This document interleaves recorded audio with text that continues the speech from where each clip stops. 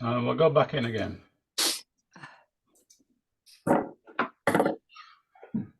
Right, so the way I'd tackle this is, I know we said we'd start the flowers first, but I think probably the teapot.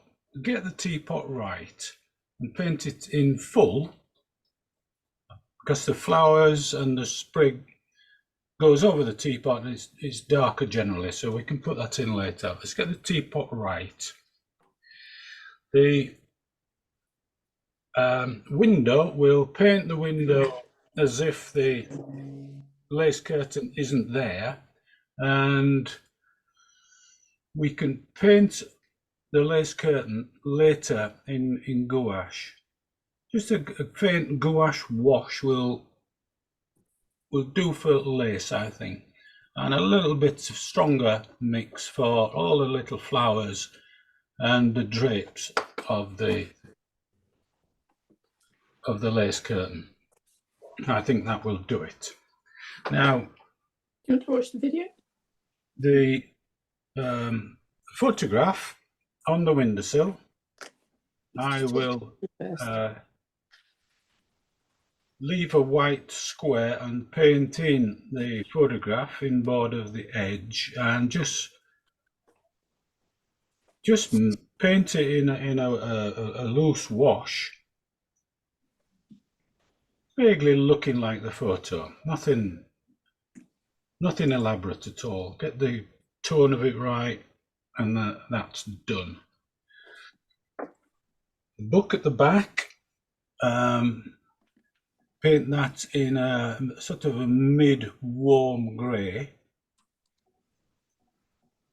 Paint some shapes over that which indicates the various pages,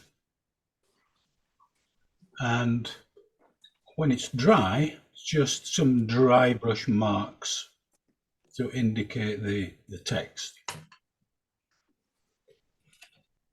The only awkward thing, and nobody's mentioned it, is the little jam jar with water in it and some fairly crisply painted white flowers, probably in gouache again, and then the sprig or the twig done in a dark brown colour. And we'll have to go all round building up the intensity of the dark shadows. Might be able to do that in one. If not, we'll go back over it. I noticed a little motive on the teapot. Yes. But I don't think, I'm not going to put that in mine. No, I'm not. That won't add to anything, and it'll distract. No, we don't need that.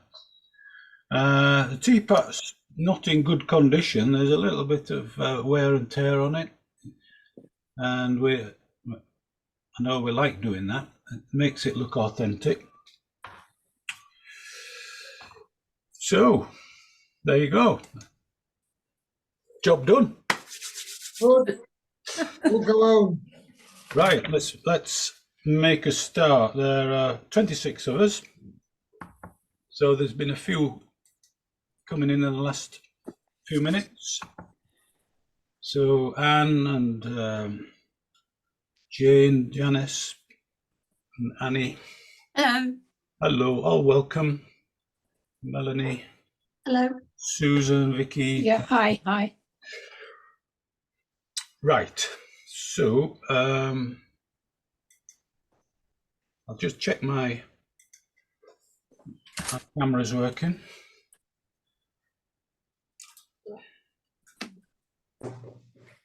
Got a brief glimpse of the tip that I was in there.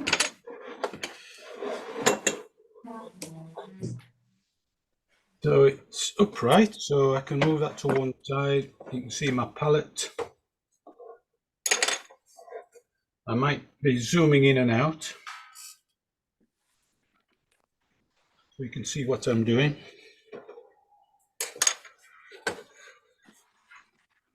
I'm going to mute all and we'll make a start.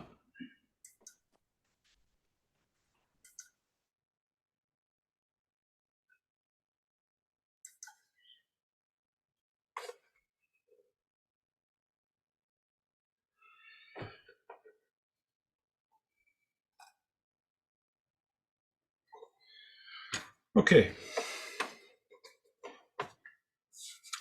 So Teapot occupies the upper half, starts just below halfway, I would say,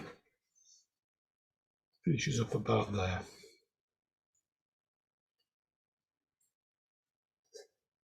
Sides,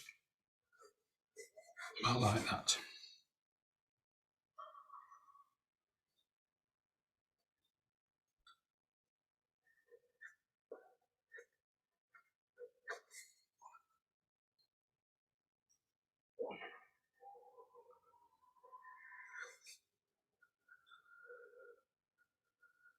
Start off with a nicely formed ellipse and work from that.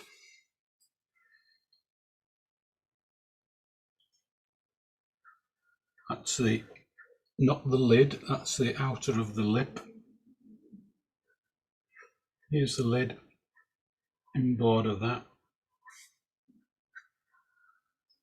Try and keep these lines parallel.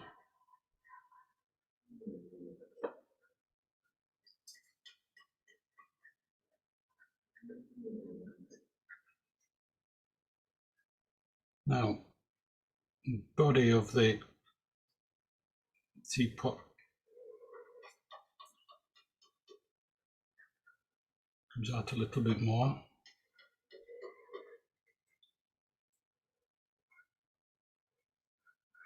I'm thinking my teapot's rather large, but it doesn't really matter.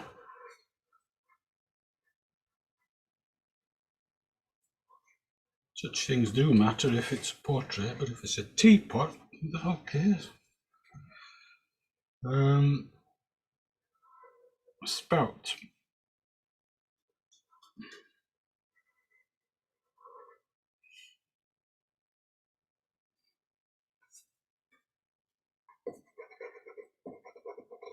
A bit high.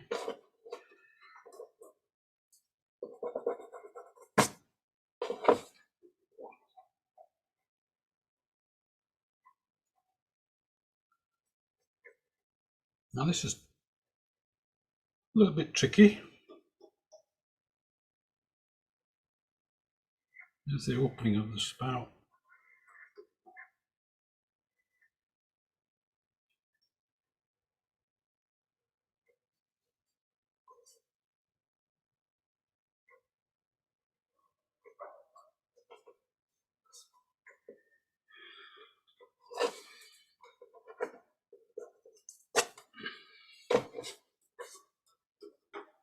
And the handle.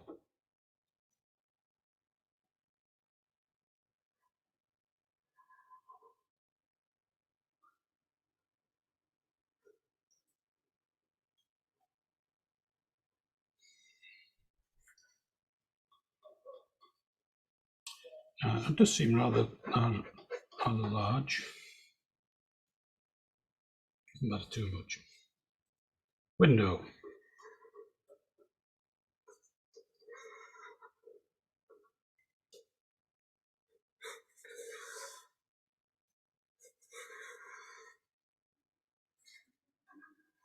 Can't see the window frame too clearly because of the curtain.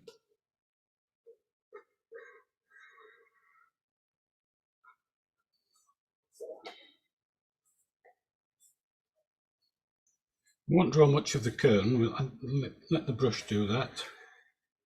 Just the extent of it. And it comes down, flowing down underneath the teapot. You just see a bit of it there. Now here's the dreaded picture. that Beverly couldn't see at all.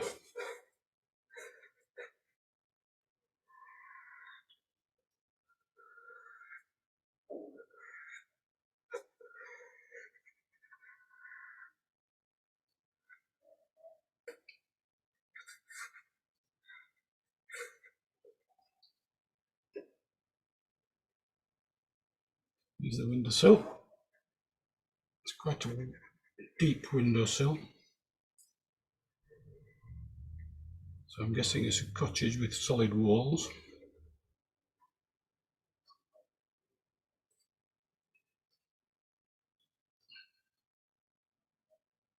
And here's the book, which may be 2 books, or even 3 books.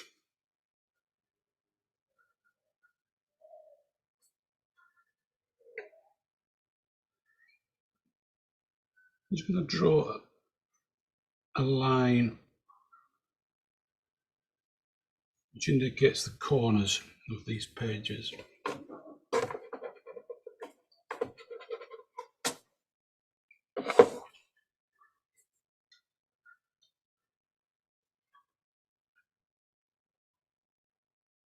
No, that's not right, because the pages emanate from this point and they're bent down.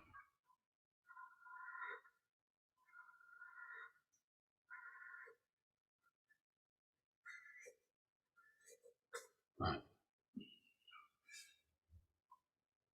These pages are up, but a bit of a bend on them. It's so severely straight in the photo. It doesn't need to be. Now this is where I'm running out of space. This should be much bigger.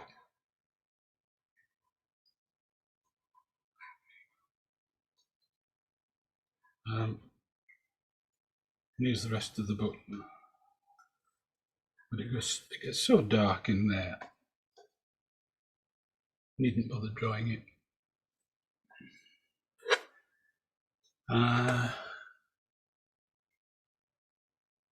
There's something here which I can't make out.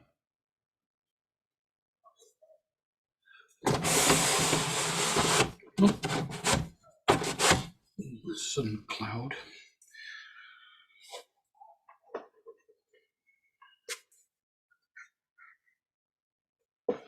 Right, and lastly, the little jar or glass. Let's call it a tooth glass. I don't know. So it's got an elliptical top which you can't see very well.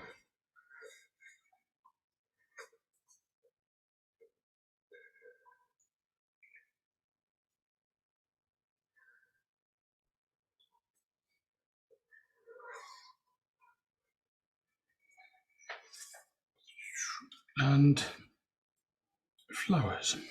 I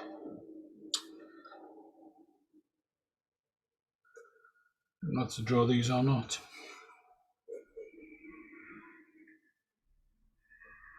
Just going to represent them with square shapes.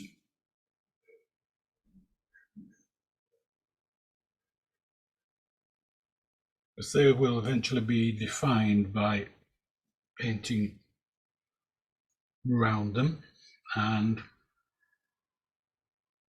possibly gouache as well. Now there's a flower here with hardly any petals on it.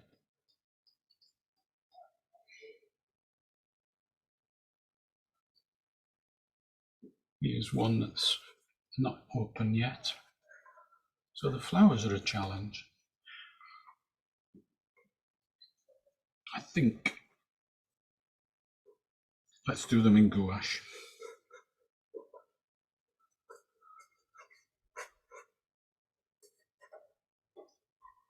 So here's the stem.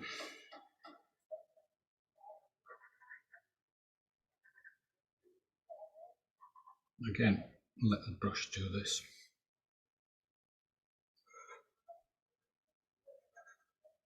There's another one reaching into the window, which is handy.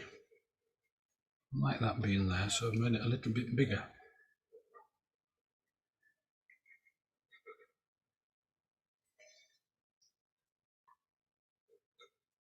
And it gets down into the glass somehow.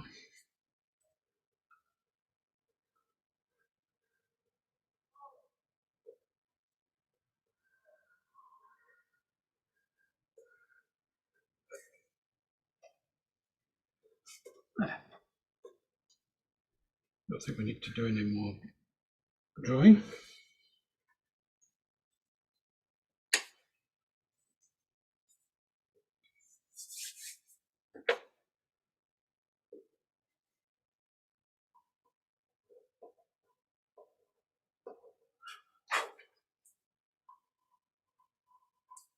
The knob on top is a perfect sphere.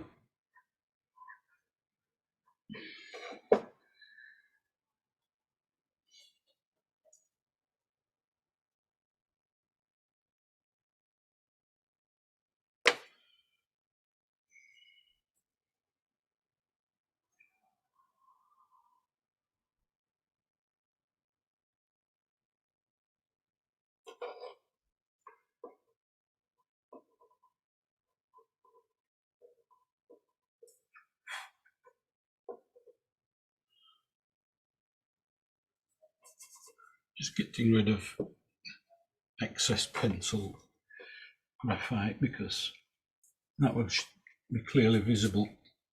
It might be difficult to erase later.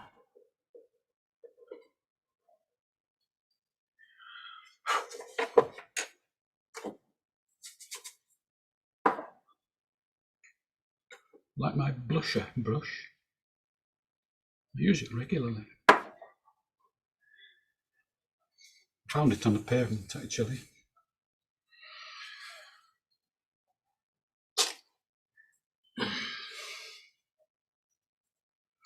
What are you thinking, Bev?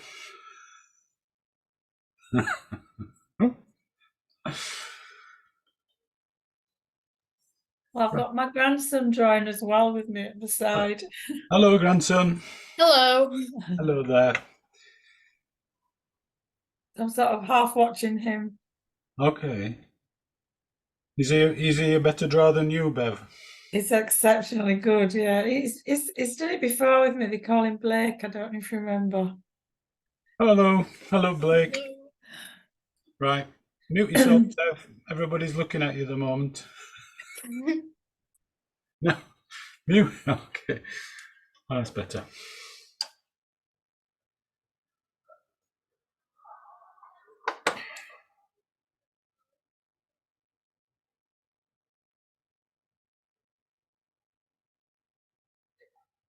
How are you doing, Barry? You happy? Oh, look at that. You see, he's so positive. He hasn't a negative bone in his body.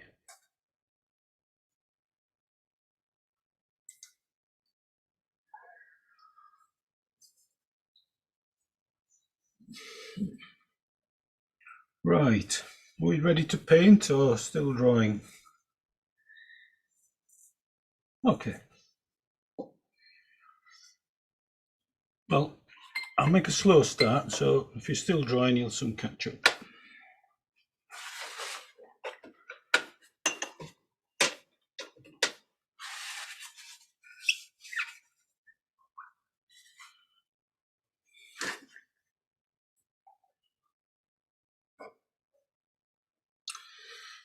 Right, teapot. It's a very little pigment to define this teapot at this stage. So 99.99% water, tiny bit of Payne's grey, perhaps a little bit of Naples yellow as well. Let's see how this looks. So I'm going to do it all.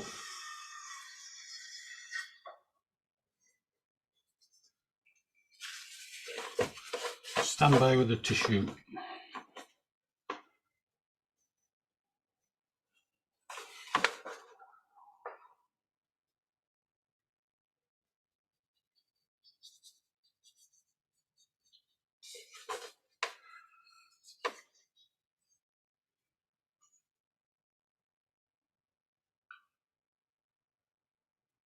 little bit of shading.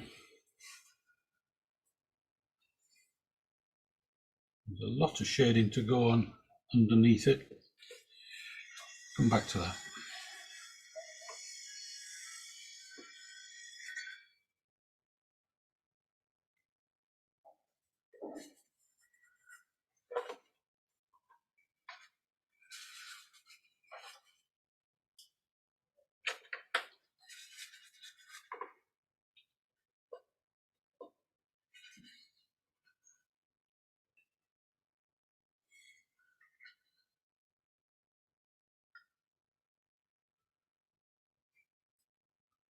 There is a reflection in it of the darkness behind the viewer. I've added a little bit of blue for that.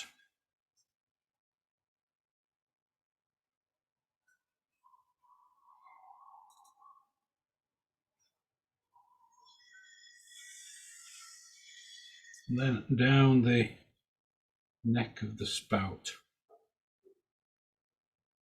It's quite a shadow.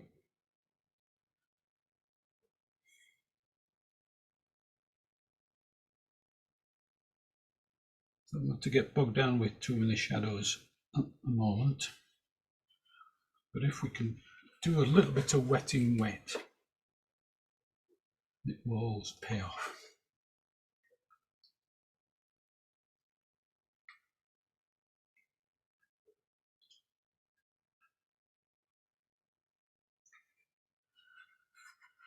Now there's a shadow around the edge of the rim and underneath the knob and in the handle and the spout, which we'll take care of later.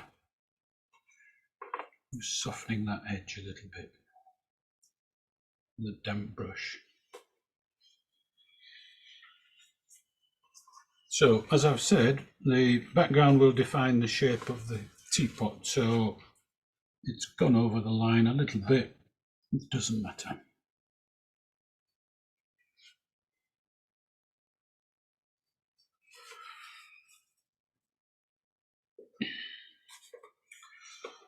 What next?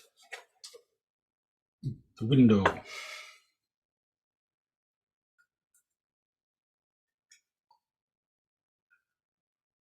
Very much the same bunch of colours. This is true of all this picture except for the mainly the flowers and the parts of the flowers and a little bit of leaves. So looking through the window is a medium dark grey,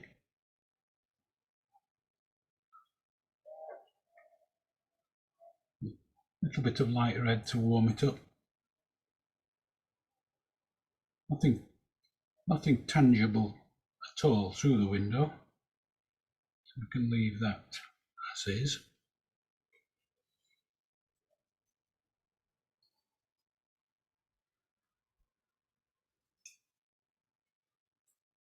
Coming onto the windowsill,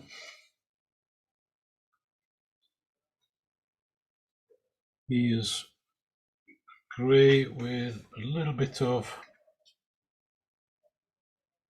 Naples grey, so same as a teapot actually.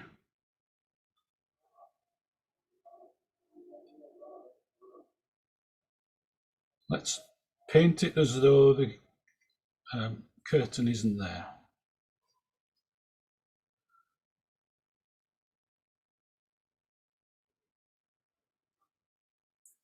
There's a white strip right up against the glass. That's possibly double glazing or something. I'll just leave that as paper.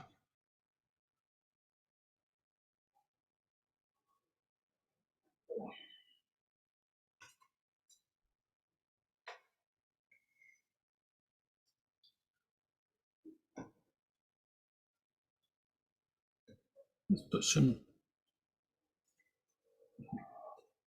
dark shadow in. That's right up to the windowsill there.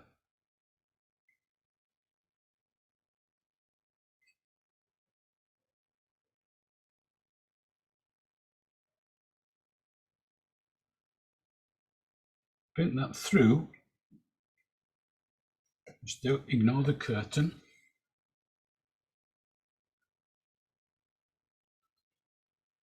I'm going to leave some spaces where the flowers are. That's just to tell us later where they actually are.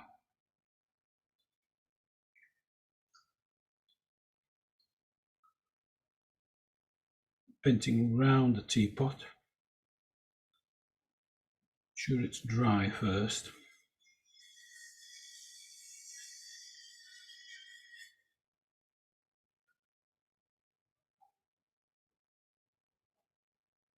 Adding a little bit more grey and blue.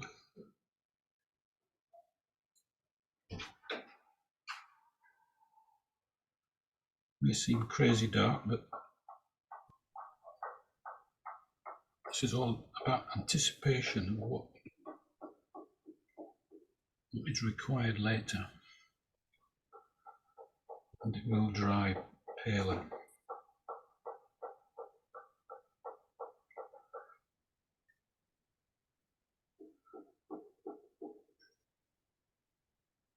I've decided to virtually ignore the flowers at this point.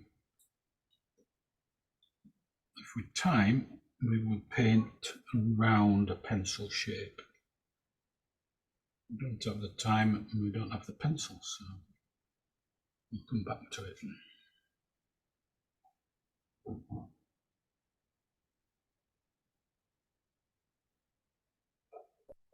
But a more Naples yellow. It's quite a dingy colour on the top of the windowsill.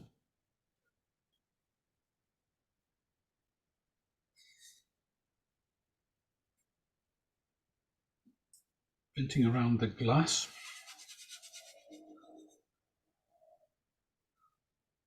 Mainly to, oops. Mainly to keep its shape. Carefully drawn shape.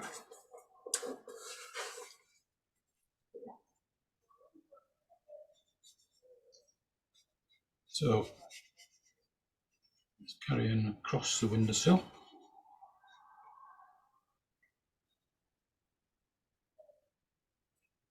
Paint around the photograph. Let's get to the edge of the windowsill.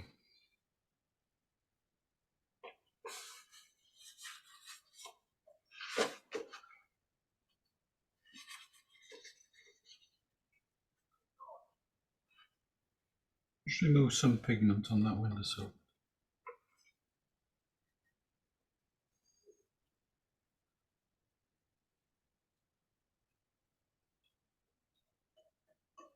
Right, it gets very dark in this corner, to the side of the teapot and underneath the book. I know the book is dark also, but the book is a much warmer grey. This is a cool grey.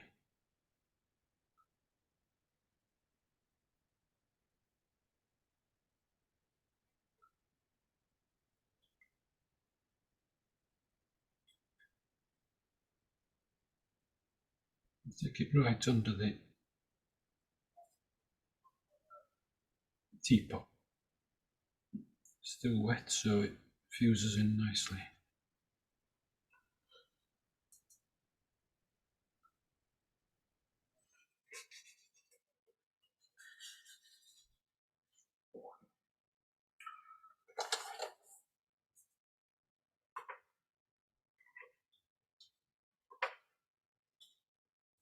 Just remove a little bit of pigment along the nose of the windowsill.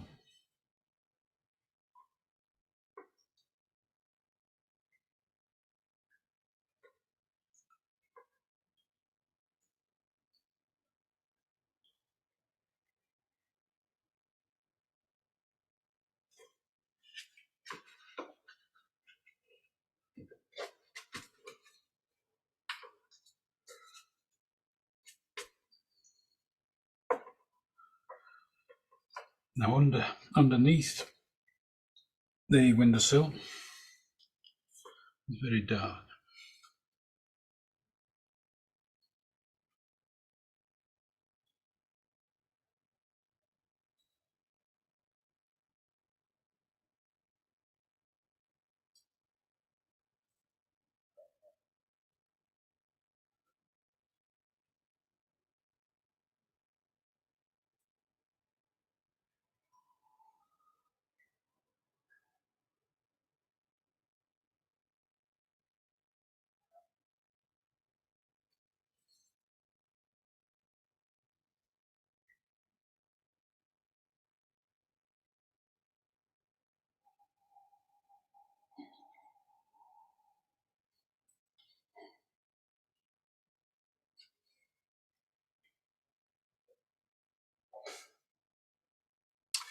I've come to the conclusion this isn't a windowsill at all. I think it's a chest of drawers.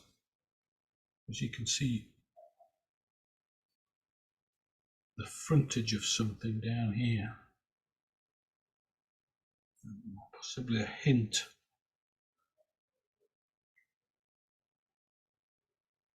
of something down the front of the drawers. But all gets lost in extremely dark.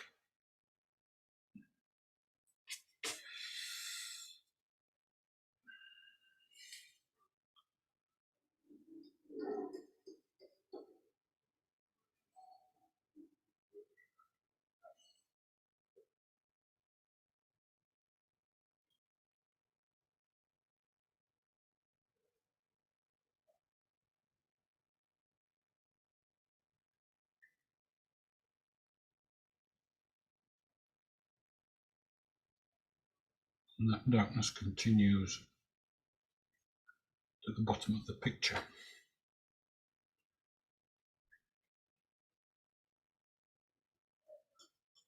Bottom of the photograph there.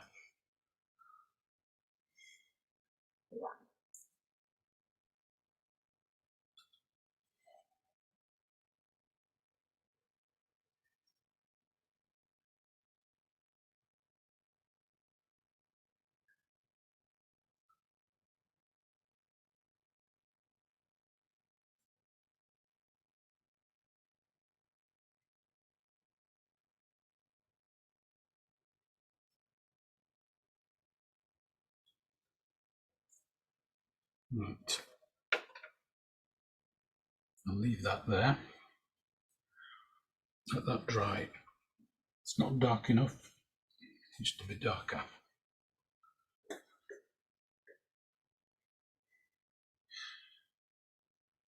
Now,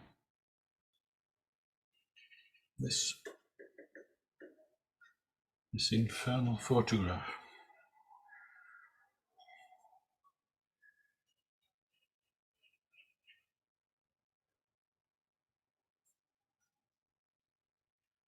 Similar colours.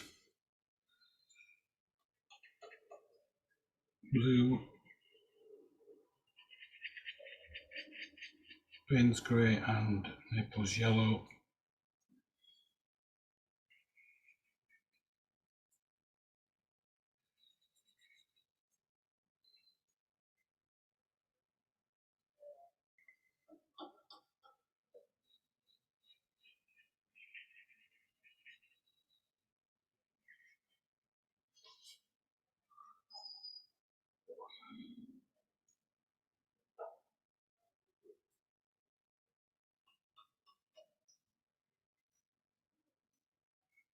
Let's give it a semblance of something going on.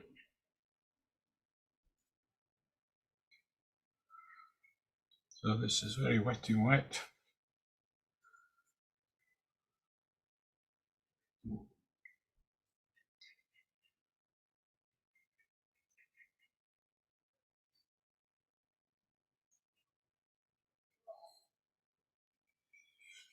Pretty much done. Just soak up this puddle. What colours did you use for that, Tony? All right. Very much similar to what I've been using and I've got Naples yellow, French ultramarine, and Payne's grey. Okay, thank you. In no particular order.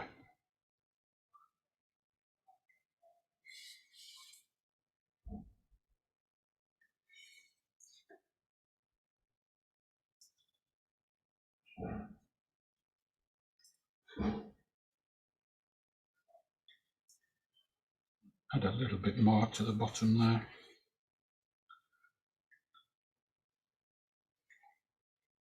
See, I'm fussing with it, or I should have just leave it.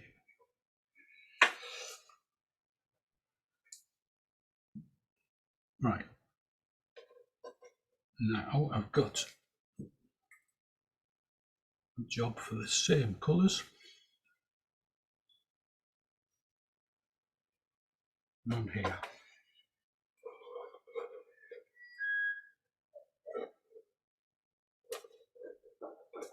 Very dark.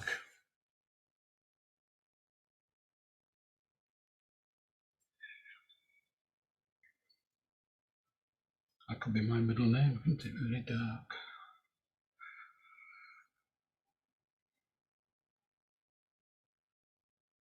Now the bottom of this glass is probably the brightest thing on the picture. So I'm protecting that carefully.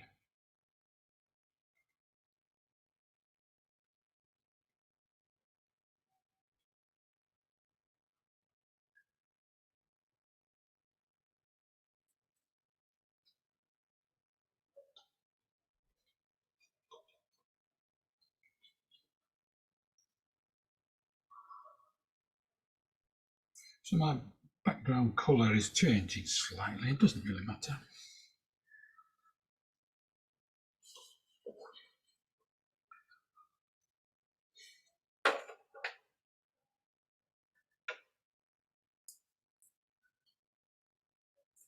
So the book.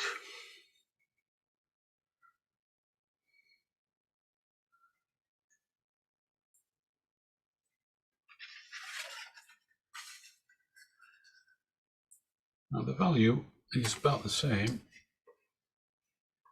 as the windowsill, just a slightly warmer tint. So I've added a bit of light red.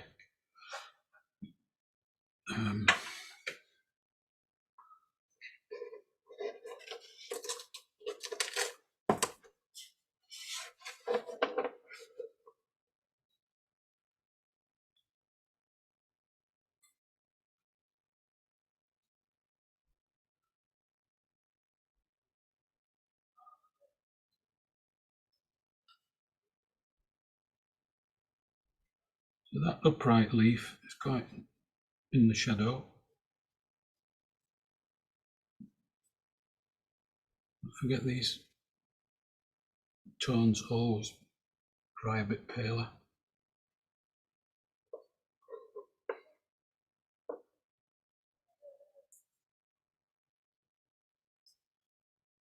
So here's the same colour but more water.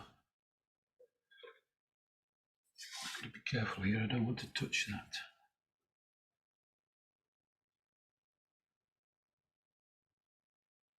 Leave a tiny gap.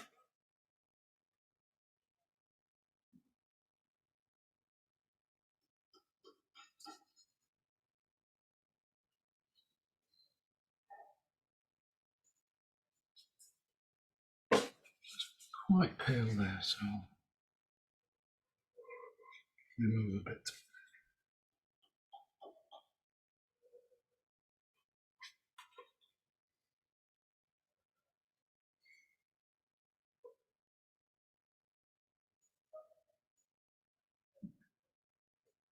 Added a tiny bit of blue to indicate the text.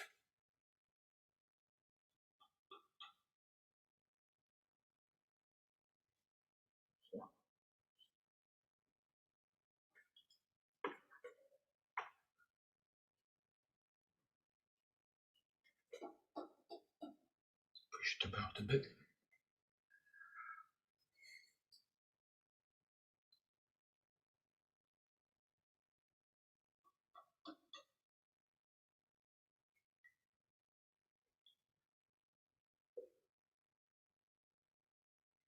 Right, a shadow under that first leaf.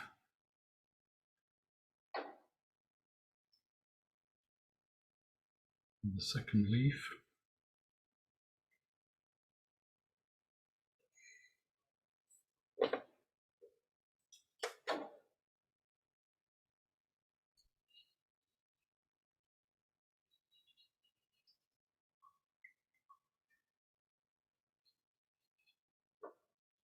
And the pages get darker and darker until they're as dark as the abyss below.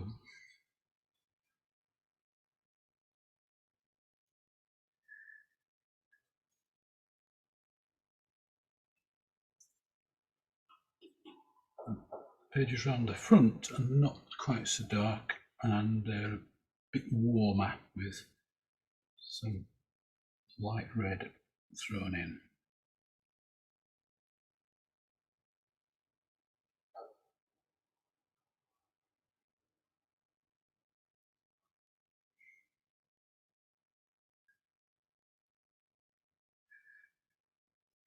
So this is the first time I've back painted around the teapot to define its shape. So nice and careful.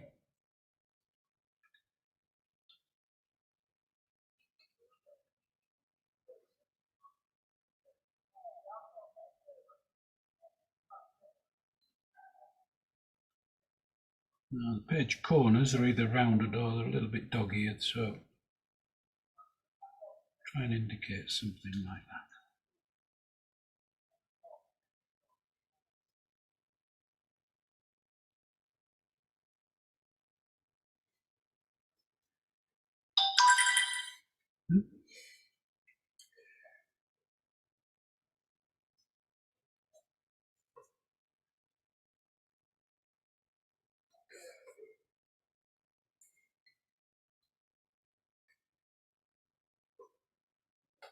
So the open page on the far side is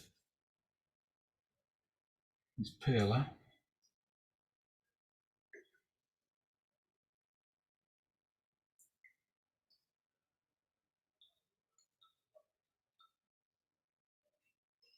I think that's okay.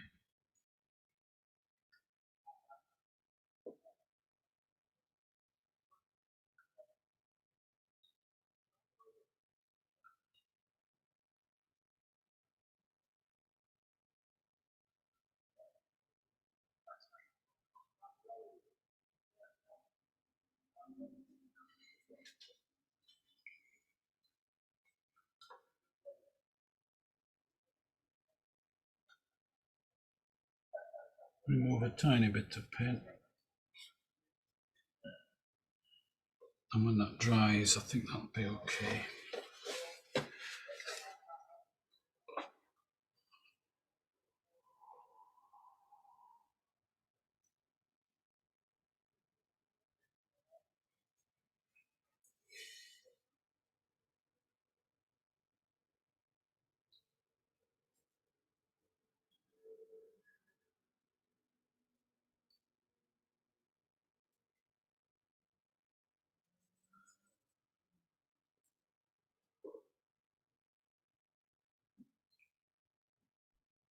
So the stack of pages on that side, quite dark.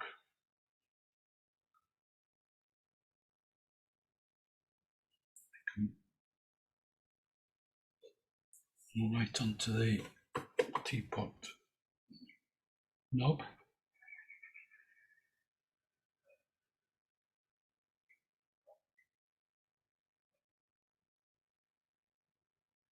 And the handle.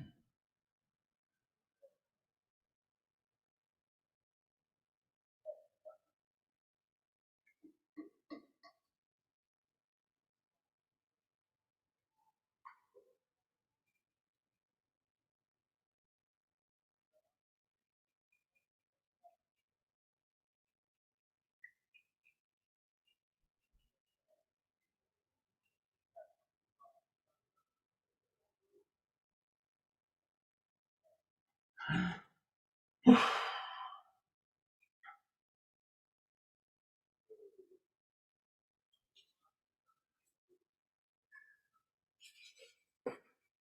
looks a massive thick book.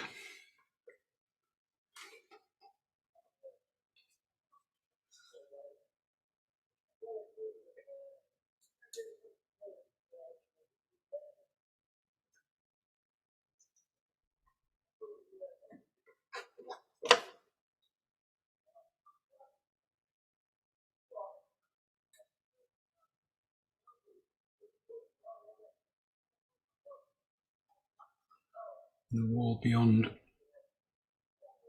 is more a bluey tone.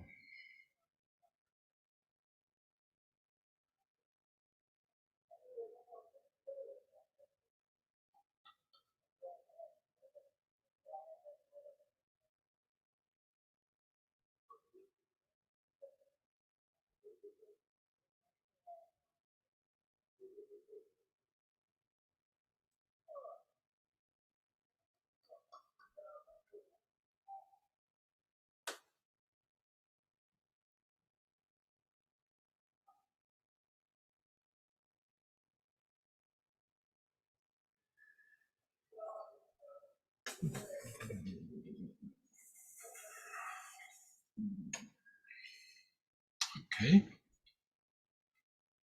so far so good.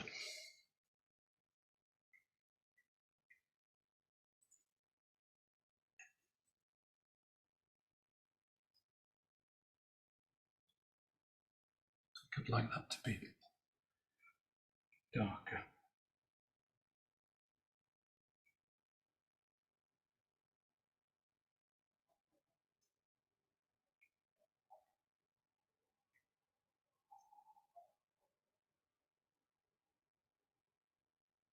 That's better.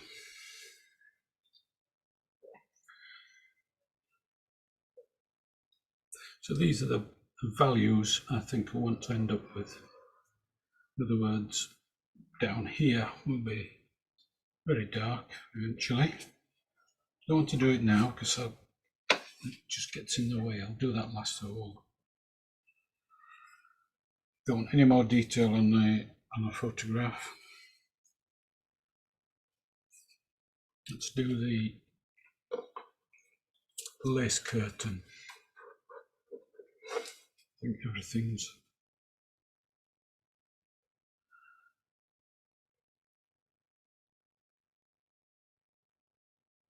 I'm just pondering now.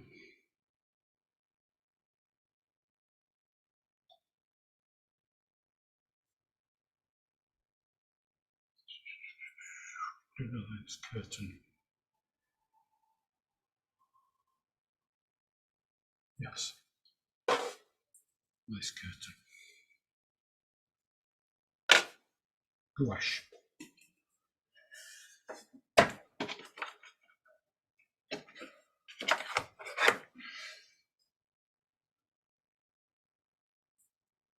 Shouldn't be relying on gouache to such an extent, but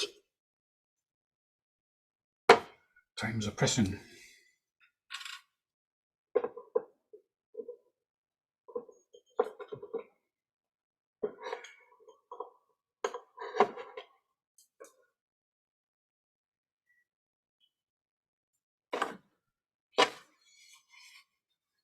Designated gouache brush.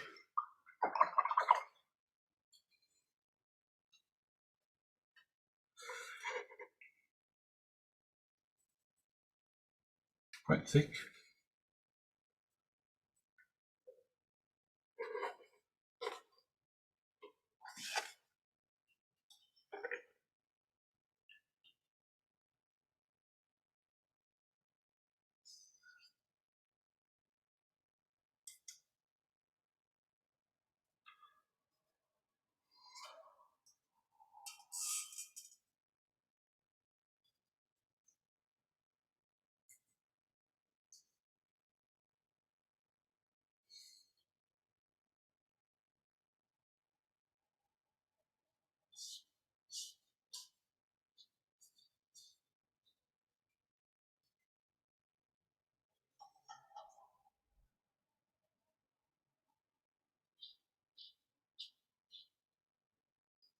So just dry brushing and dragging it across.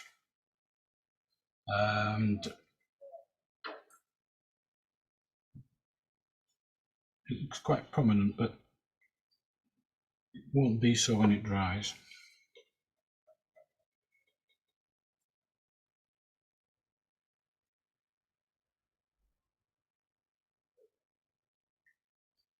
So there are some thick folds. So this is slightly thicker mix.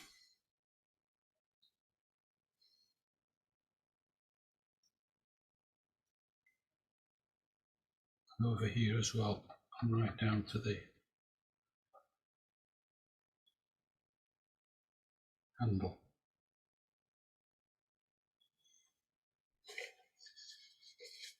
That was still wet, spoilt it rather.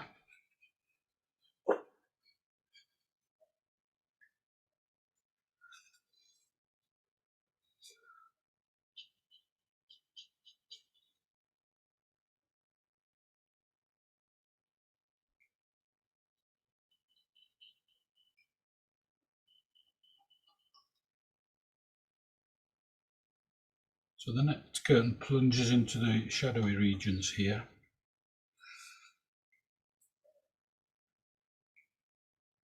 So this is much thinner stuff.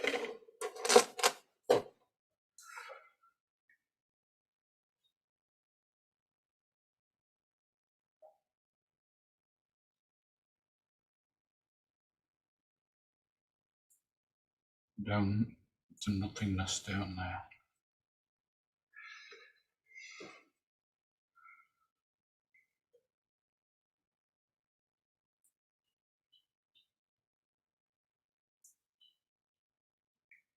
So it looks to be stretched across.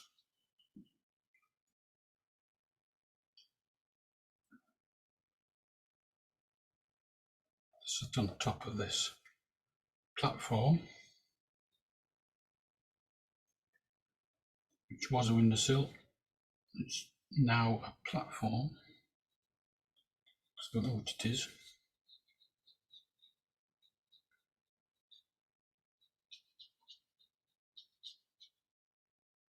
So we're in the realms of gouache painting now, which is quite nice. Now where that curtain tucks under, it's catching more light. And there's a bit of a pattern.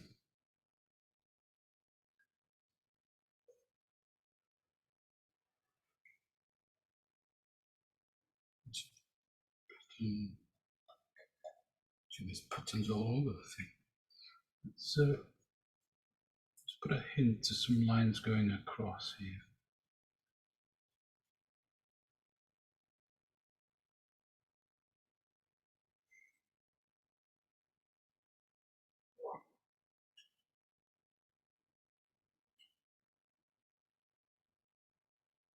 I love how the gouache has fused into the still wet background there. I don't know if you can see that clearly.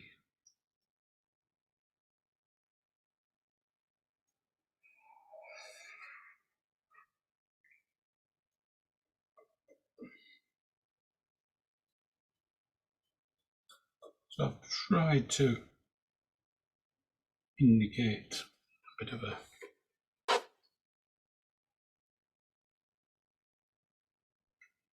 film of transparent material.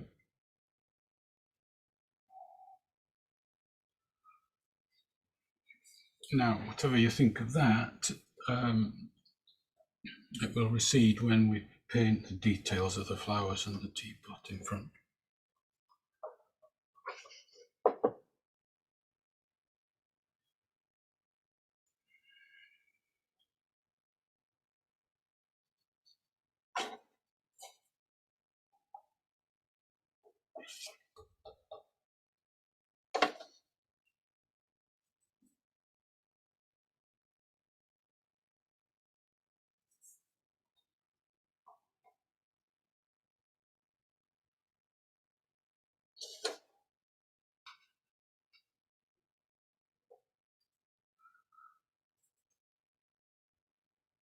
I'll do the glass or the jam jar next.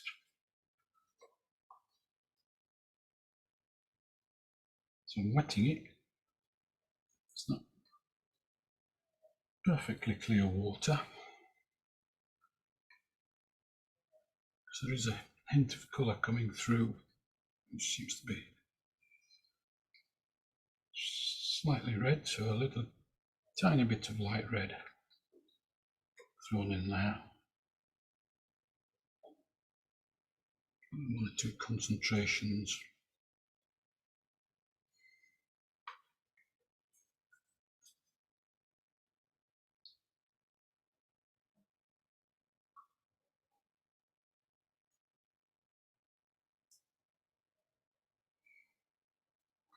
Right, this looks complex, so I'm just going to paint the whole top of the glass in grey like that, leave a rim visible.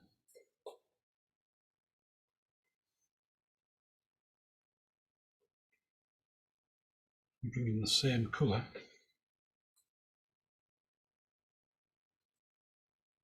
down into the water.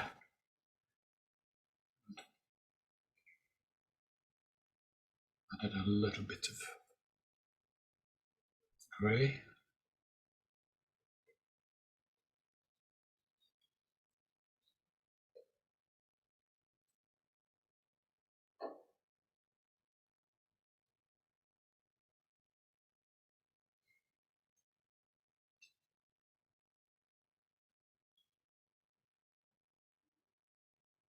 Quite a dark edge to it.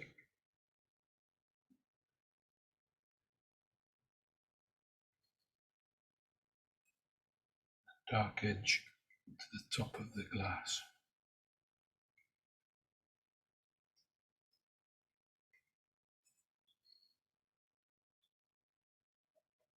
Darker than the curtain behind it, so darkening that down a bit. A bit more light red dropped in.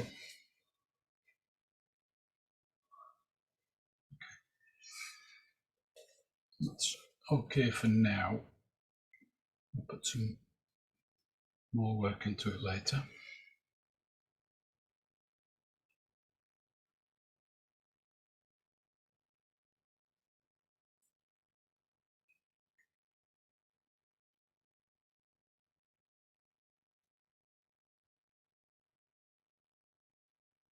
I'm going to do the twig now. I'm going to ignore the flowers.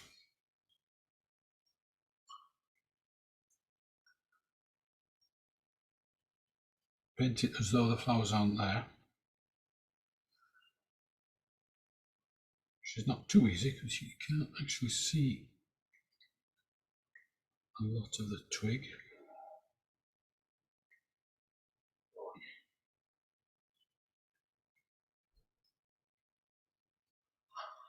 It's not a smooth shape. It's quite erratic. It's got little buds.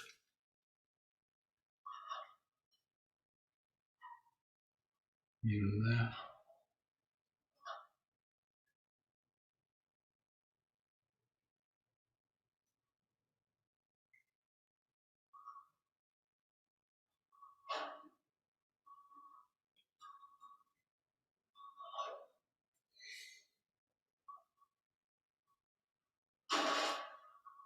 So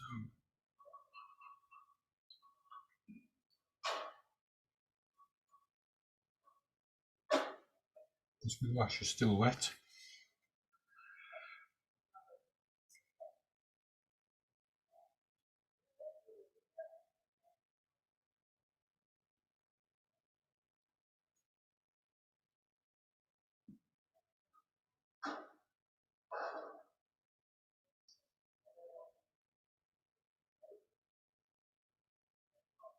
So just to reiterate, I'm relying on adding the flowers later when that's dry. and gouache. Where this twig goes gets in there somehow.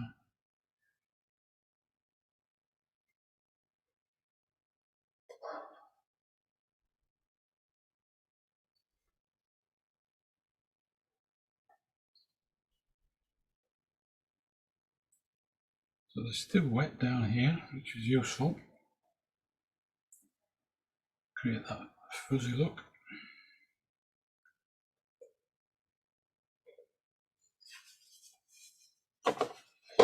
Don't do too much.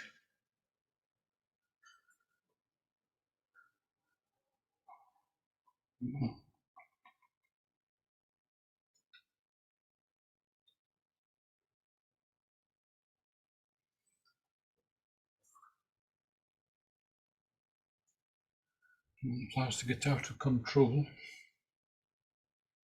Like Dave the Triffids.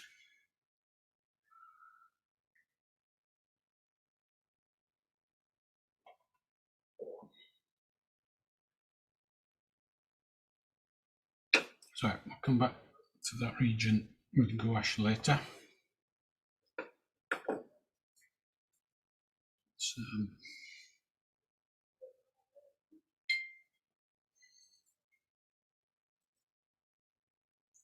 let's go around building up details and shadows.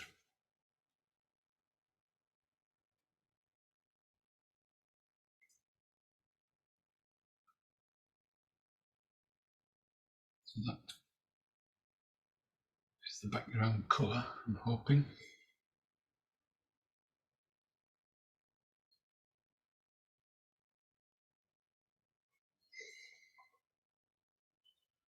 Let's create some more shadows within this book.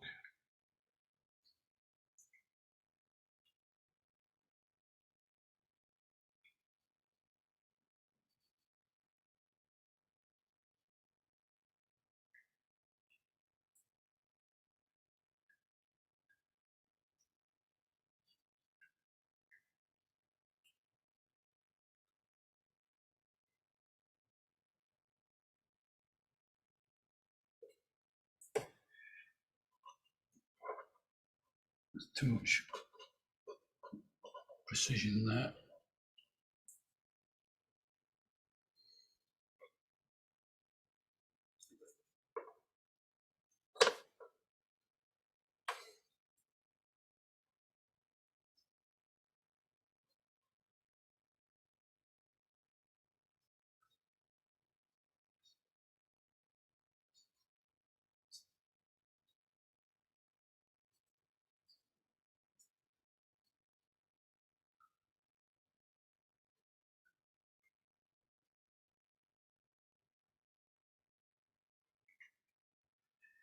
Just a hint of text.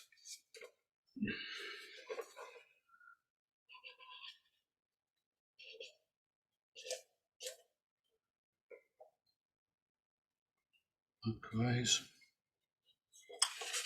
Excuse me a second.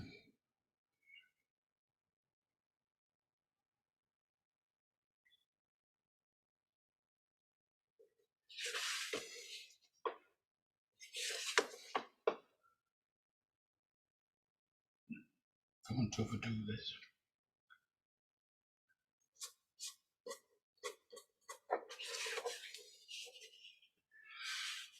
Well, I don't know.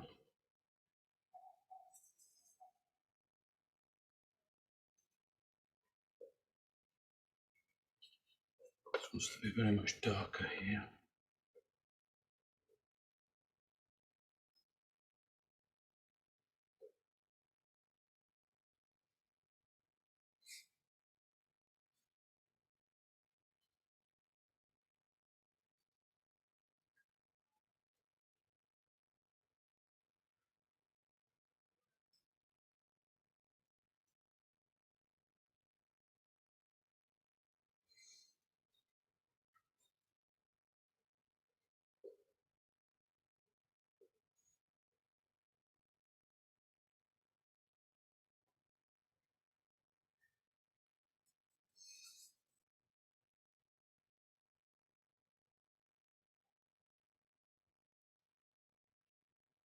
When you're putting one colour on top of another, do it gently.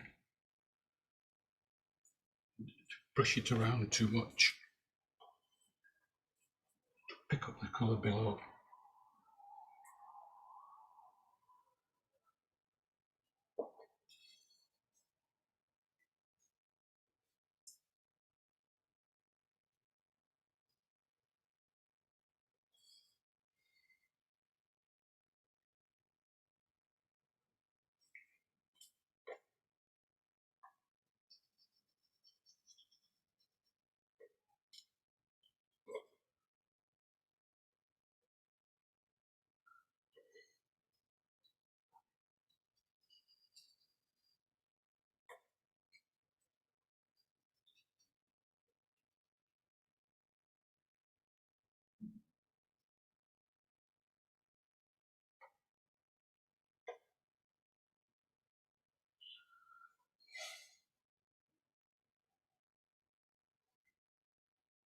So there's a hint of something on the front of this, probably a chest of drawers or something.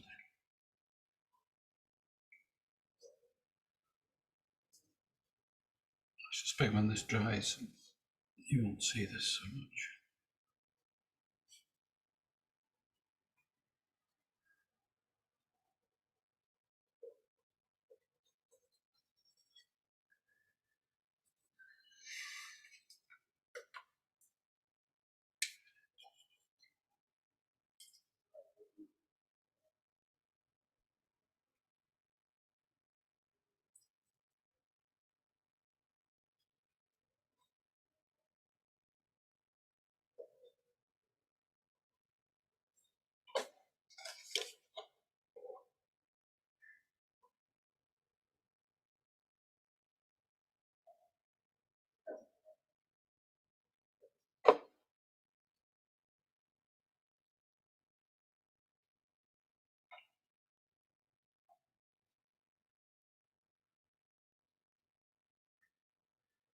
It's funny how the pale pattern on the lace shows up dark when it's in shade. Don't know if I'm doing the right thing here.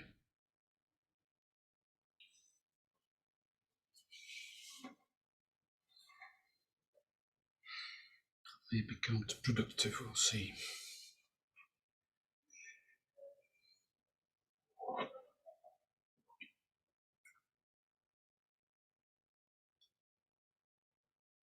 Now, that paint I've just applied down here is ideal for doing more work on the jam jar. It's the water level there.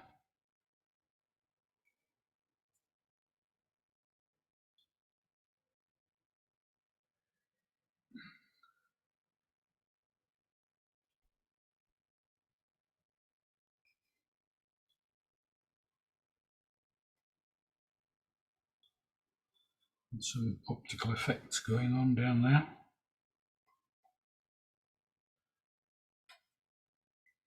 It's got weird things behind glass.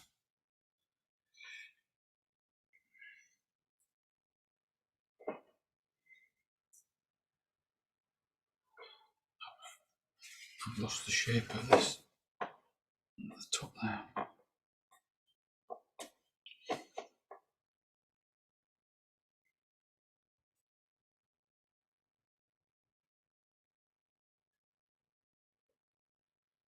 A bit better.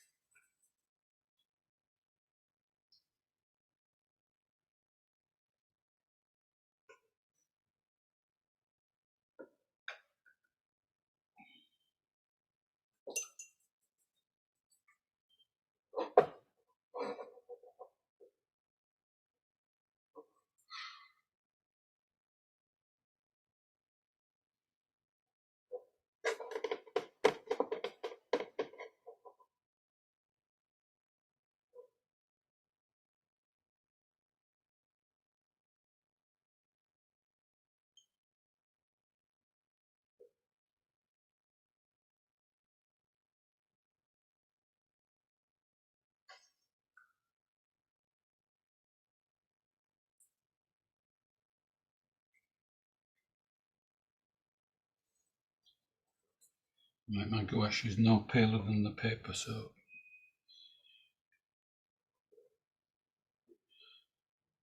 it's a wasted effort.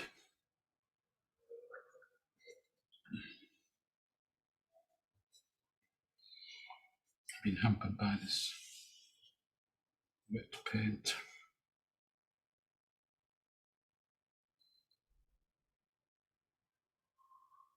So with a very pale mid-tone grey, some shaping in.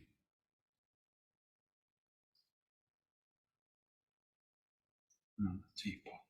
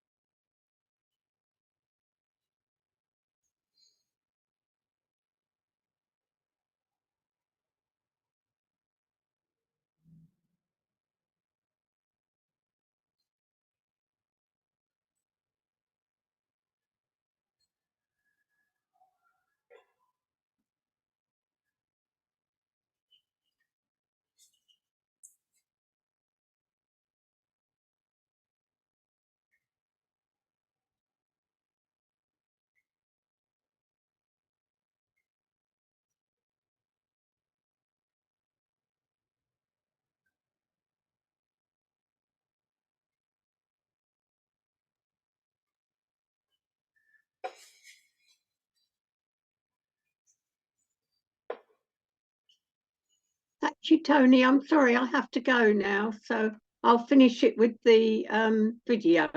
All right, Linda. Bye-bye.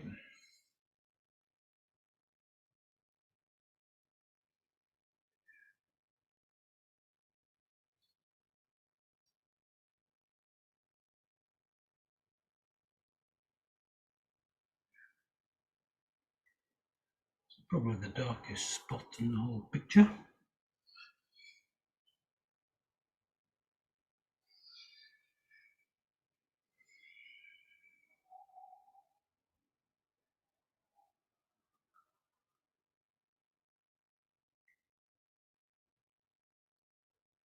Couple of chips out here and there.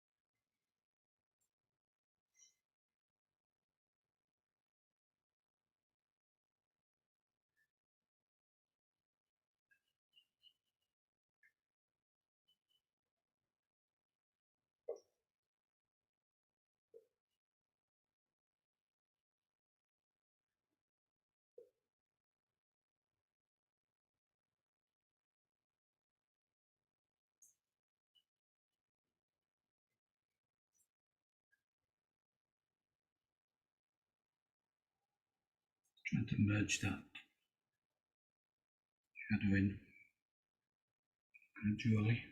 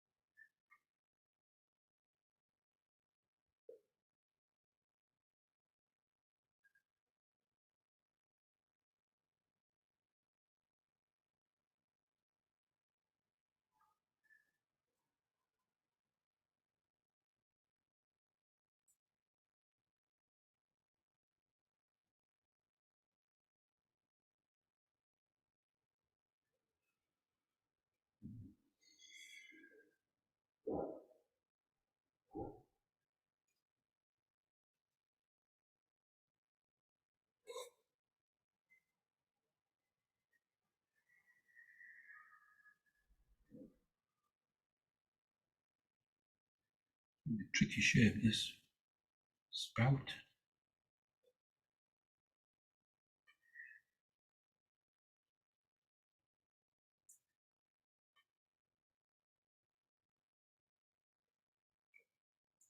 My teapot is getting dingier and dingier.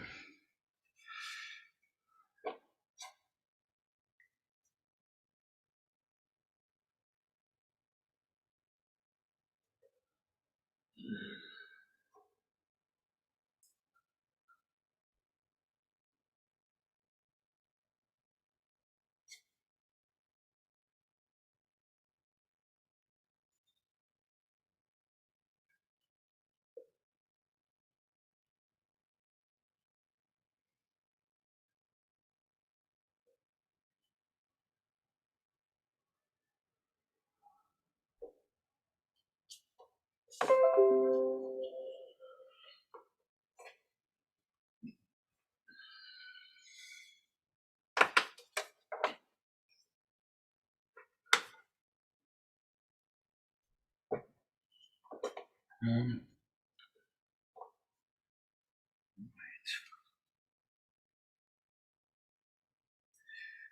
Shadows are always useful in defining things. Here, this shadow defines this fold in the material.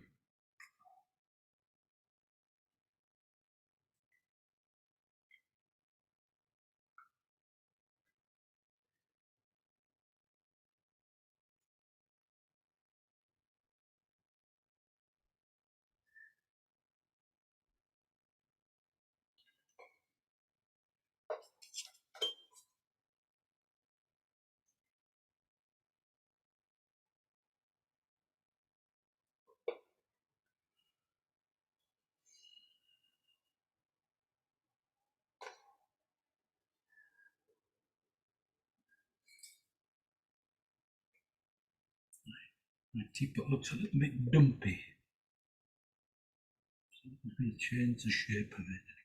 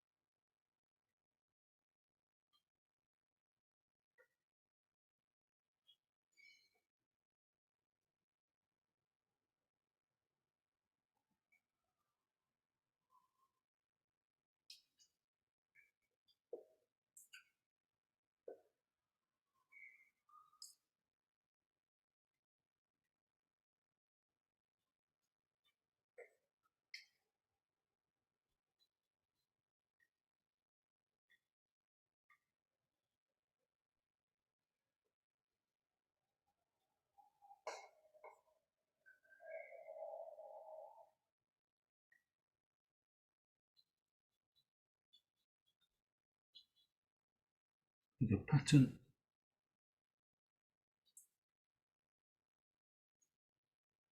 With the lace there.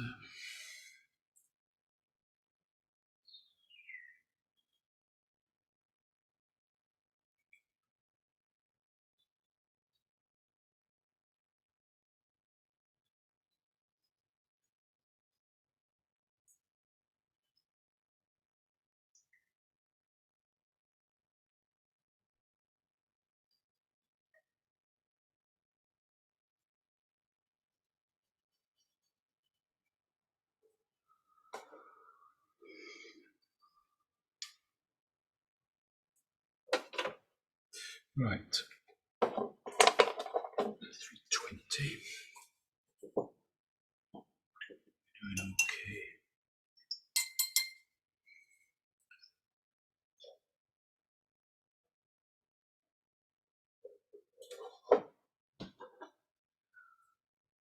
Flowers.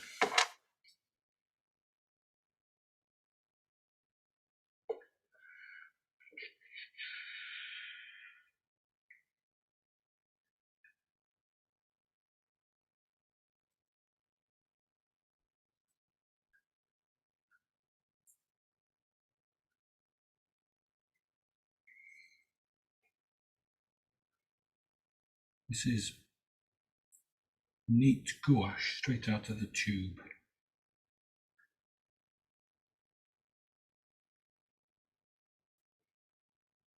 And the chance we've got of covering these dark tones.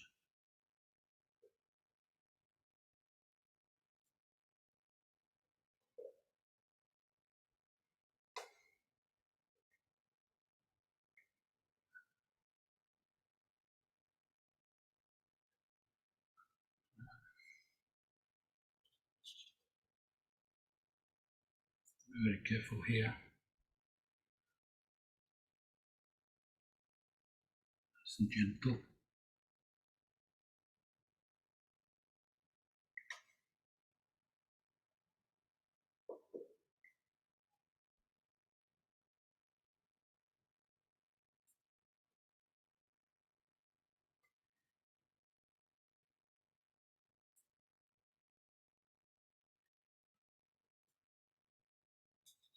So I'm just doing fairly stylized blooms here.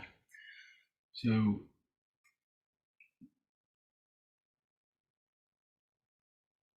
four or five petals and the gap in the middle.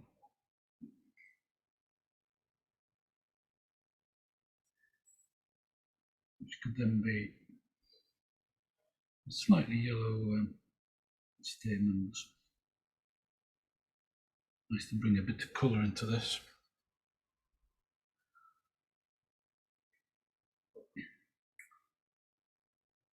Don't know why I've got this here.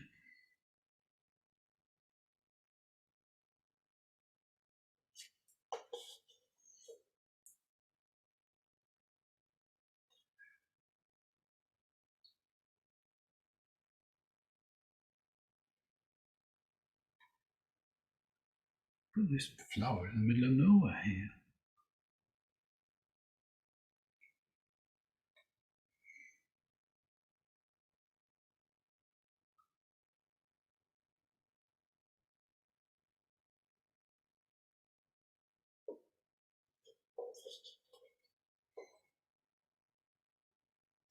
I need to put another stem in there.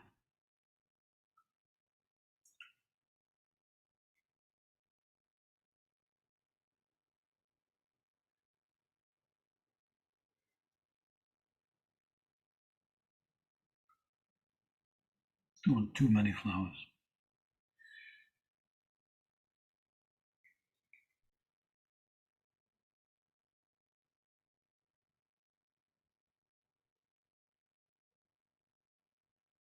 Carrying on with white gouache here and there.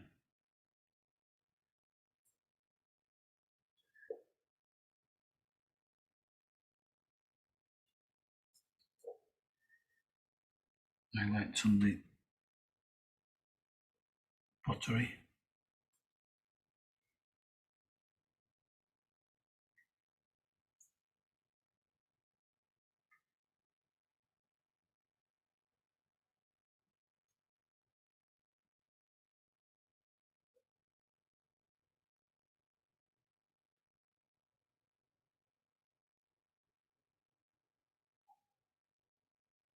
avoiding all the tea stains.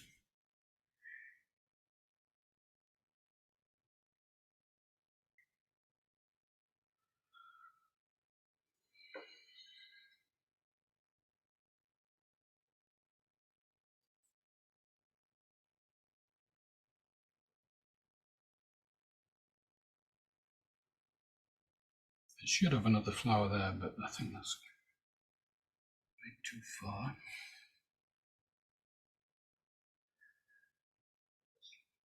Just do one or two little filaments.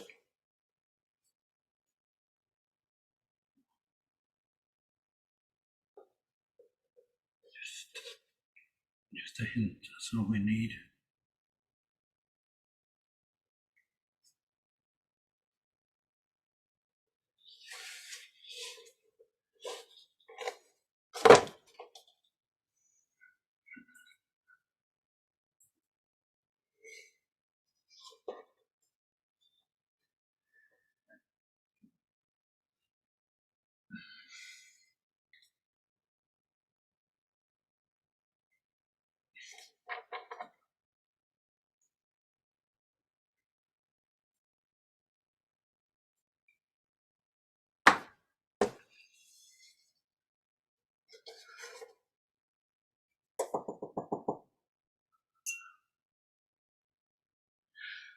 Right, let's bring a little bit of colour into this.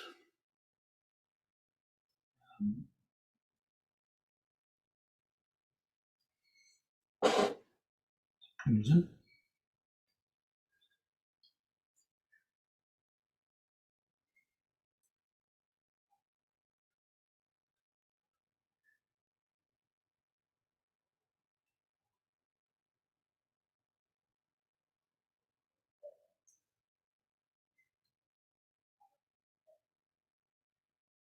Don't know exactly what I'm painting here.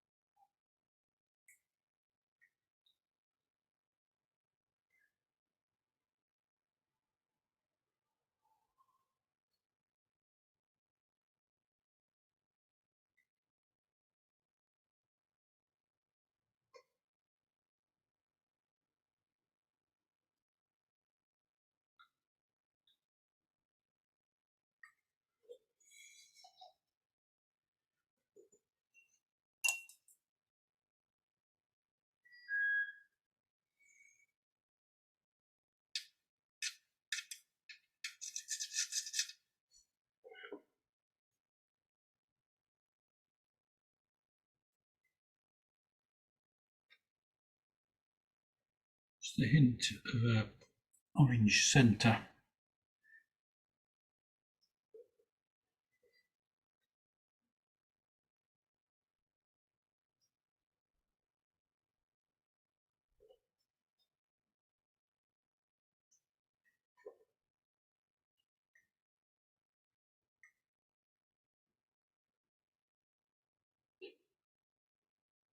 Bit of pink here and there.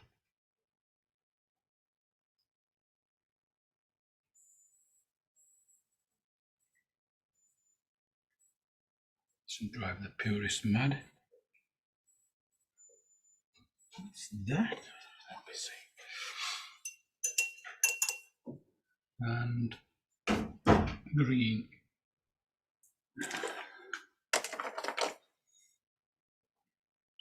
Again, a bit of gouache.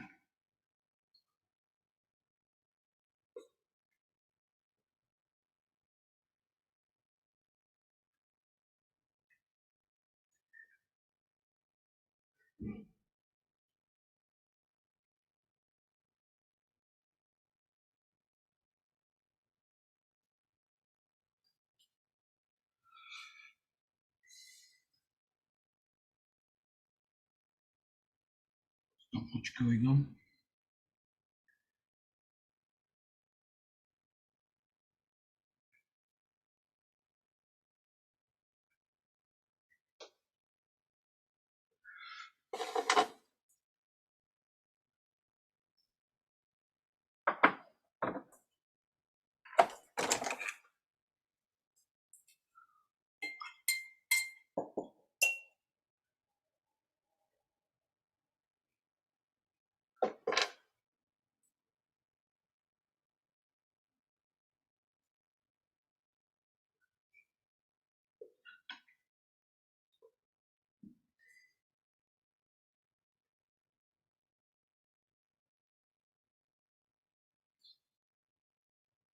Just modifying the green.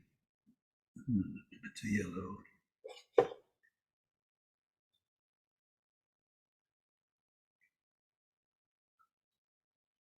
bit too vivid.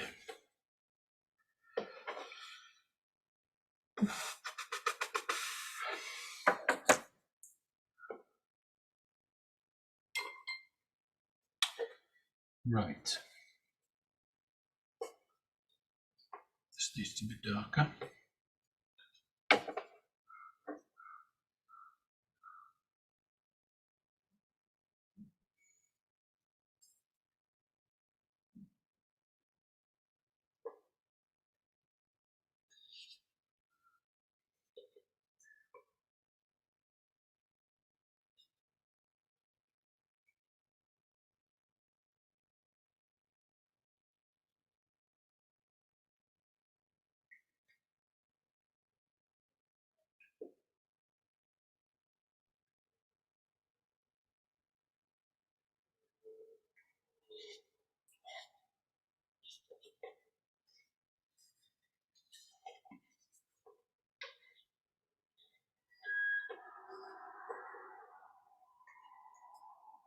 Just losing that edge.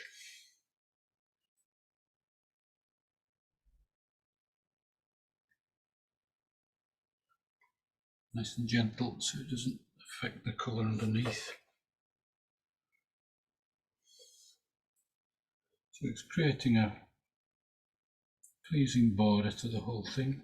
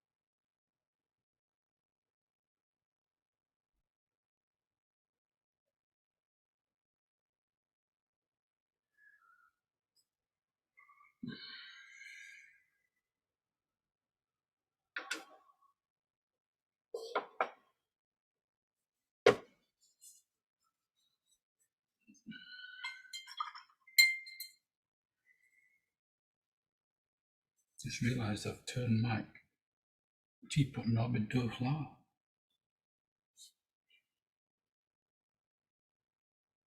Can I get rid of this? It's a job for gouache.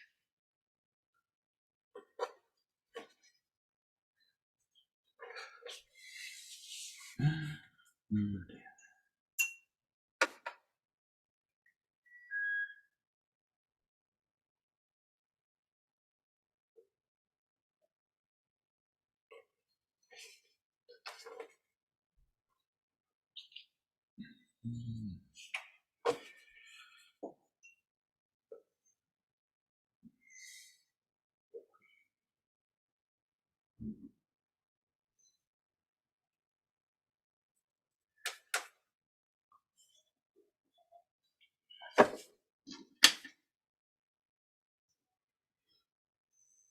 That's better.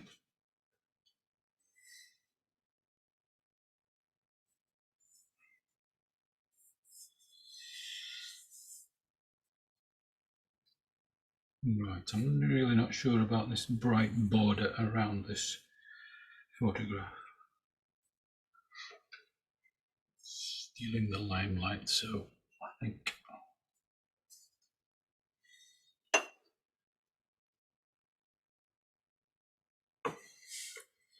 it's muting. It's yellow. It's yellowing.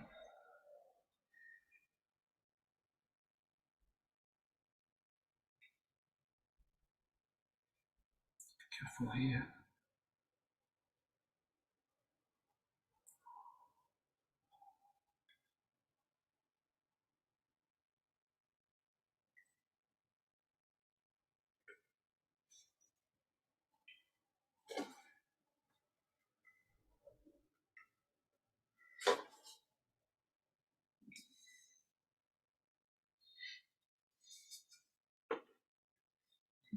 Down here.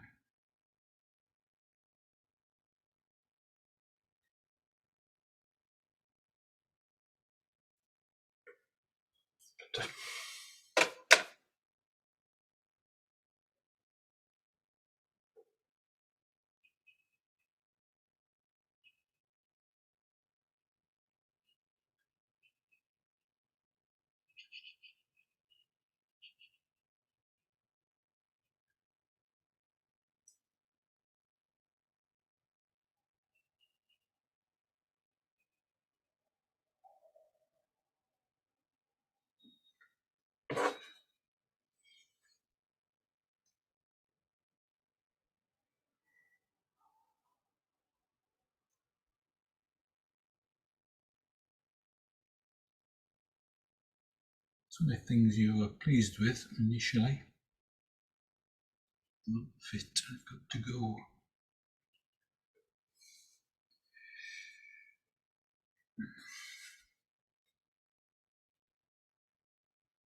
That's Payne's grey there, it stains the paper. Can't shift it.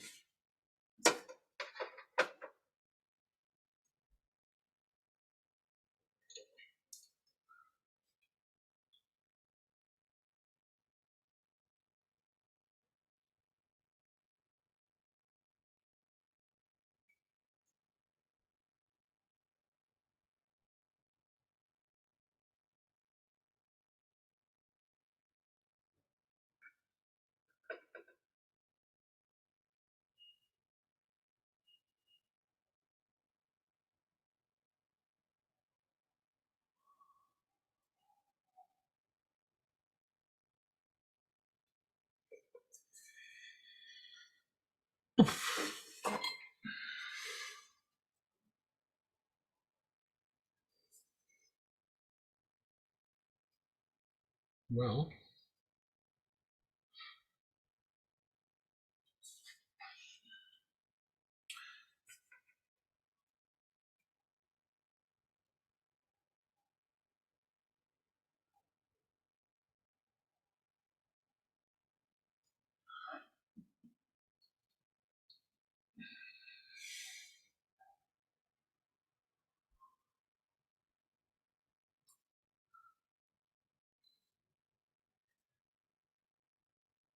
oh, Tess, just seen it. Sorry. Right. Oh, fine. Good. Nicely done, Tess. Thank you. I've seen you've chosen a slightly different colour for the teapot. It's probably a wise Yes. move. And for the flowers as well. Yes, I made them pink. indeed. Yeah, it's good effort that, Tess. It wasn't an easy one. You did well. No, thank you. Anybody else? Okay, Vicky.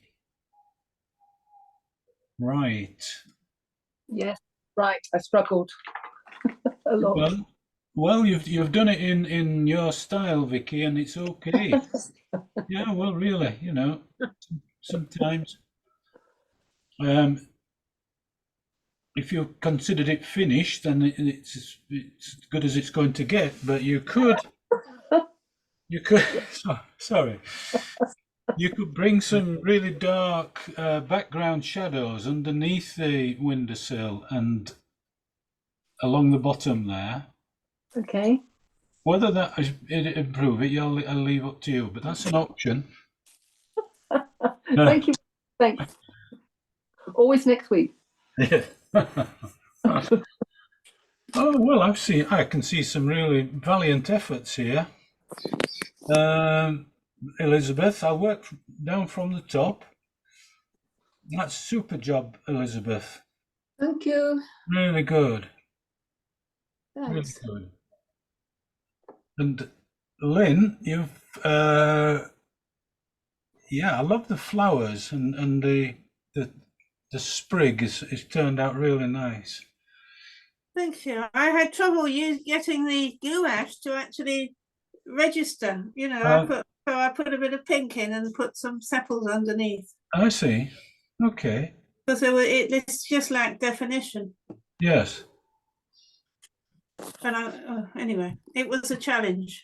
Yes, it was. Well, don't forget the contrast down underneath the shelf there.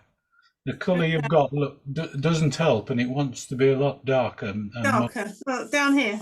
Yeah, no, a slightly warmer brown or something like that. Righto. Thank you. I think so. Okay, Vicky. Which one? Oh, Joel's iPad. Is that That's Vicky? Lindsay. Lindsay, I'm sorry. Nicely done, that Lindsay. Yes, I can't really fault that. That's very good. I think the curtain's a bit indistinct, but I just think it's very difficult with the gouache. Yeah, but no, you've done a good job, and you can tell what it is. You know, it's a transparent curtain underneath a teapot. That's turned out fine. Yeah. Thank you. I enjoyed that. Good. Nice job. All right, Bev, this looks good. Bring it closer. Gosh, it's big, isn't it? It's much bigger than mine. It's no good. Bring it closer. Bring it closer, Bev. I think you've done an excellent job here. Yeah, wow. Bev, it's better than mine. Just watch it. Oh, it is. Just watch your step. You'll be taking the class next, No, I know. obviously, the light's flattering it. No. So what we're doing next week, Bev? No, really good. Perhaps doing it large is an advantage in drafting it and the shapes right. Yeah. I'm always stingy with my paper on these Zoom lessons. Okay, Susan, straighten it up, Susan. It's still on a tilt. All right, that's a bit. I can't see it very well at all, Susan. Closer. Please go away. Closer. Just a minute, darling. I'm struggling here.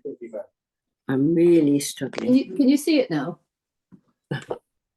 I'll come back to you, Susan. Okay, Annie, right. Annie. Yes, hello. Hello there. I don't have any gouache, so I made a bit of a mess around my window. Well, Yeah, so no, you've done fine. thank you. I mean, we shouldn't be relying on gouache, and you've done nicely without it. Yes, oh dear. David. David. Again, Listen to dark shadow in the bottom right. David, could you The put some more story, lights story on? there is that David, it's going some more down into lights. the depths of the room. You know, there's Right no to the light down bottom, there. yeah. And Susan, let's try again. Yeah. Ah, that's better. Is that better with my Yes, yes. Yeah. Okay, let's hold it there. Right. Yeah, I was going to say it's short of colour, but of course, you know, we've not got much colour to play with, have we? But you can see all the elements are painted quite nicely. The teapot spout looks a little bit flat. Looks like it's had a blow from a hammer or something. okay. But it's okay. And again, where your hand is, shadow down there will help. Okay. Yeah, down below the shelf. I think so. It just, you know, it punches things forward when you put shadows behind them. Yeah. Okey-doke. Okay. Let's look, Sally. Oh. Okay, now you've done nicely there. You've Didn't have gouache, so I no, it's okay. curtain It's turned out really well. You know, you've decided to put quite a darkish background to all the main elements to make them stand out. Mm-hmm. And it's turned out really well. Okay, thank you. And I love that little the photograph in the bottom of the picture. That looks really good. You could use that alone as a nice. I'll cut that out, shall I? Get that out, yeah. Chuck the rest away. Chuck the rest away. And read. No, it was good effort, that Sally. Nicely done. Okay, Charlotte, how did you do? Ooh, okay. Right. Oh, that was a good effort, Charlotte. Now you've Put any lace curtains in? well, you might decide not to after what you've seen us all struggle with them. You could give it a try in the corner, see how it goes. Yeah. Because fairly thin gouache still has a presence, but it's fairly transparent, so it should do the trick. Okay, I'll have a go with it. Thanks, Yeah. Tony. It looks good. Thank you. And let's see now, Andrea. Let's look. Okay. Well, you've got all the elements there. It's one hell of a teapot. That's like a family teapot, Andrea, isn't it? Yeah. It's a half-gallon teapot. Little bit of shadow in the bottom right again, Andrea.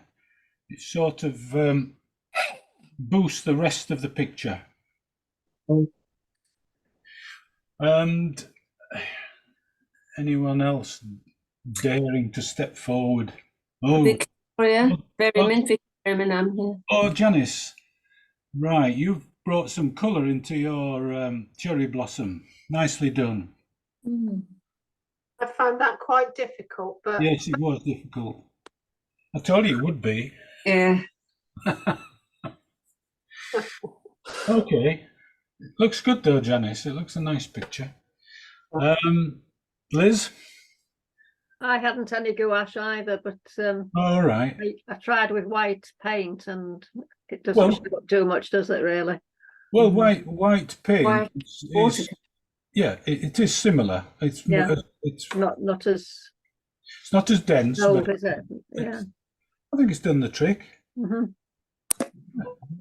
Yeah, that looks good, Liz. Let's see who's over the page. Can you see me? Oh. Victoria's there. Oh, was that you, Victoria? Yes. I'm going back again. Okay. Bring it closer, Victoria. Is that better? All right. Oh, that's lovely, Victoria. Yeah, you've done a splendid job on the book. I was best pleased with the book. All right. Well, I think it Pleased looks good. with the flowers. It does look like an old volume. Looks interesting. You know what it's... Oh, Okay, no, you've done a good job there, Victoria. Well, thank you. I was quite pleased to be Yeah. honest. Yes. More than usual. Yeah.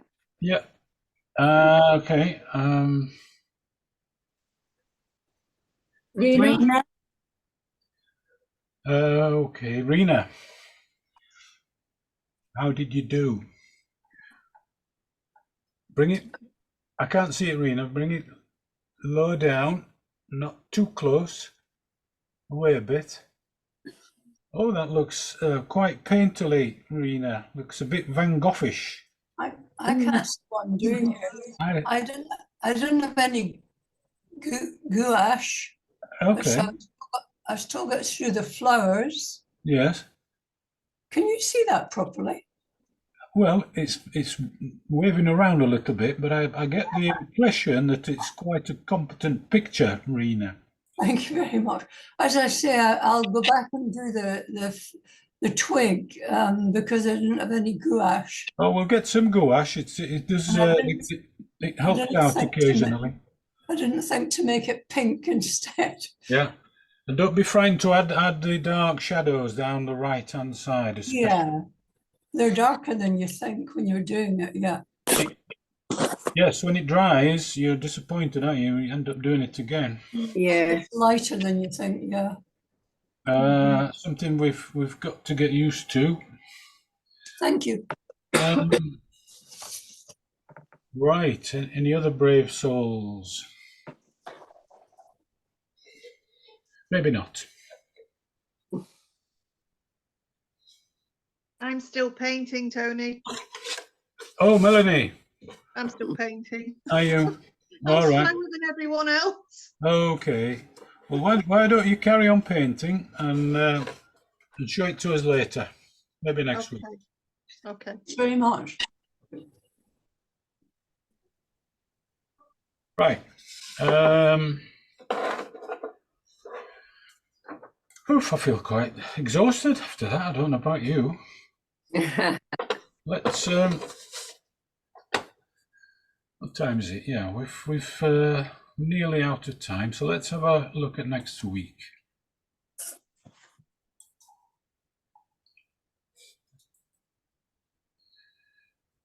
Oops, I'm past it. Right, a couple of things here. Oh, yes. There's a lily pond. Very nice. There's Oh, yes, both of those. castle. Both So, nice. The castle. I like the lilies. I like both. The castle looks That wonderful. looks like Scotland. that's Kilchurn, Castle on Loch Awe. Nice with the reflection. It was the stronghold of the MacDonalds, I believe. But I'll swat up on that so I can tell a proper story. Where's the lilies gone? Got all these familiar images. Right, oh there. So, lily pond is a nice thing to do. It benefits greatly by masking fluid. So the first thing you do is paint the lilies and the flowers with your masking fluid. You let that dry, and then you can paint with abandon all across these murky shadows without worrying about spoiling things. You don't have to paint round. The disadvantage is you've then got a long wait before you can remove the masking fluid. Unless you've got a hairdryer handy, you could wait 15-20 minutes. So that's always a problem. The trouble is the masking fluid, my masking fluid very quickly goes all gluey and thick, and I can't paint with it. It doesn't do as I want it. And Oh, well.